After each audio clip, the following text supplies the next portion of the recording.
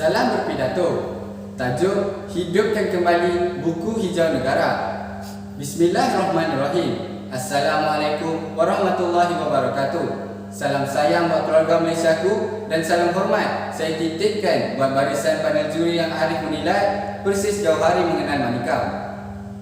Tahun 1970, dasar ekonomi baru diperkenalkan oleh mantan Perdana Menteri Allahyarham Tun Abdul Razak bin Hussein yang menggariskan pencapaian dalam sektor pertanian sebanyak 30% keluaran dalam negara kasar. FELTRA, Lembaga Beras dan Padi Negara (LPN), RISDA dan Lembaga Kemajuan Ikan (LKIM) telah ditubuhkan bagi menjana pertumbuhan lapangan pertanian agar terus berkembang.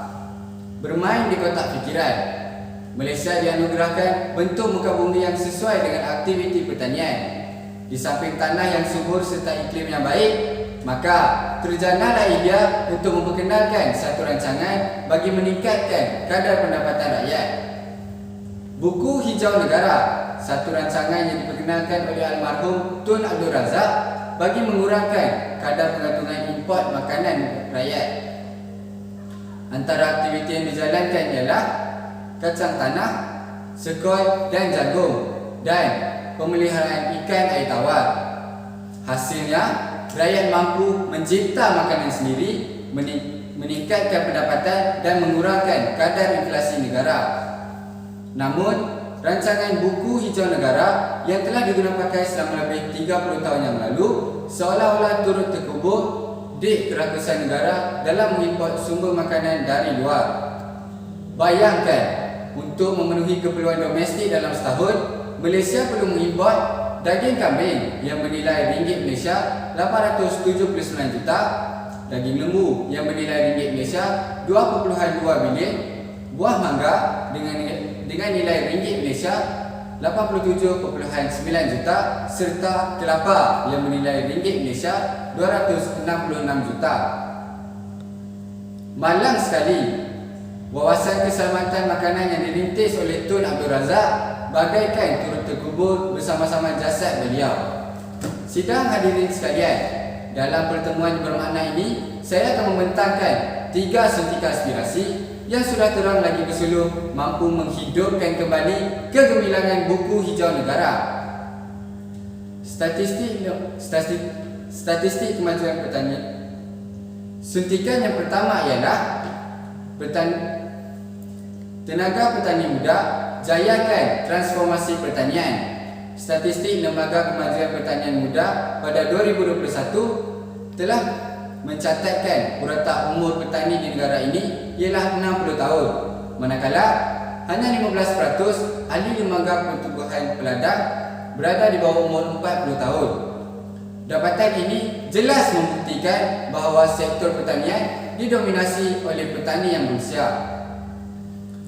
Dalam usaha memberi nafas baru kepada Buku Hijau Negara, golongan muda haruslah berani meneruskan bidang pertanian. Caranya,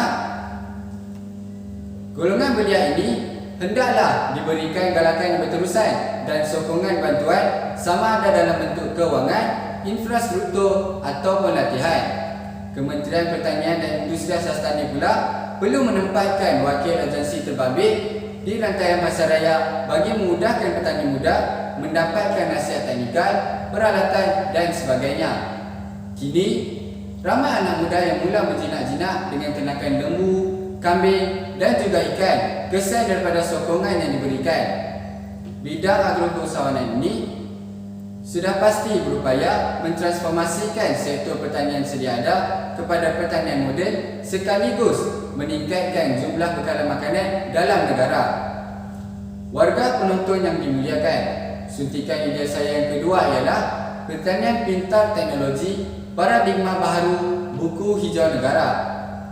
Memetik kata-kata pengerusi Majlis Pemeliharaan Negara Tan Sri Muhyiddin Yassin, Malaysia perlu lebih agresif untuk menerapkan teknologi moden seandainya kita mahu maju dalam industri makanan dan pertanian. Kaedah hidroponik merupakan salah satu tanaman yang berteknologi yang masih dilakukan bukan saja oleh petani, malahan individu yang kekurangan tanah. Inovasi teknik pengairan air kitis iaitu sistem fertigasi banyak diwujudkan bagi menggalakkan petani desa meningkatkan hasil tanaman dan pendapatan mereka. Kaedah pertanian tepat dengan gabungan teknologi GPS, sensor, drone dan robotik membolehkan satu sistem otomasi dilakukan daripada fasa pertama penguburan tanah sehingga fasa akhir iaitu tuaian dilakukan. Dapatan ini jelaslah dengan adaptasi teknologi mampu meningkatkan bekalan makanan negara sekaligus kurang bergantung kepada negara luar. Para penonton program Malaysia sekalian, idea saya yang ketiga ialah wujudkan rangsangan petani dan penternak berjaya. Buku Hijau Negara telah menggariskan penambahan hasil makanan dalam negara dengan memberi galakan kepada rakyat menjadi cergas dalam ekonomi pertanian. Dalam usaha memastikan bekalan makanan negara mencukupi, Perdana Menteri Datuk Seri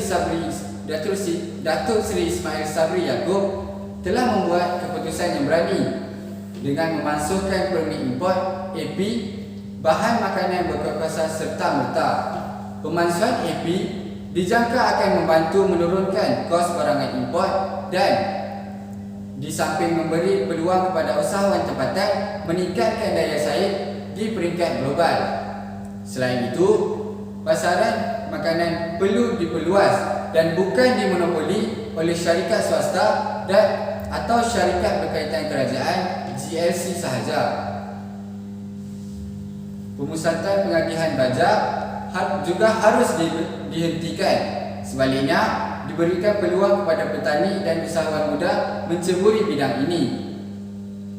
Natijahnya, segala peluang yang diberikan kepada penternak dan petani mikro dapat membantu mereka mengkomersialkan segala hasil titik peluh dengan ganjaran yang setimpal. Sidang hadirin sekalian, tuntasnya, buku Hijau Negara ialah satu khazanah negara yang tidak ternilai. Pemimpin dan rakyat perlu sedar realiti keselamatan dan kesejahteraan negara bukan saja boleh digugat dalam bentuk peperangan, bahkan boleh